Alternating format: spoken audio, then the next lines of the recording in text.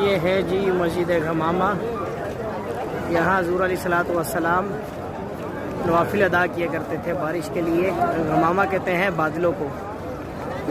और उसी के साथ आगे है मस्जिद अबू बकर और वो सामने है मस्जिद अली। तो माशाल्लाह ये देखें मदीनतुल मुनव्वरा में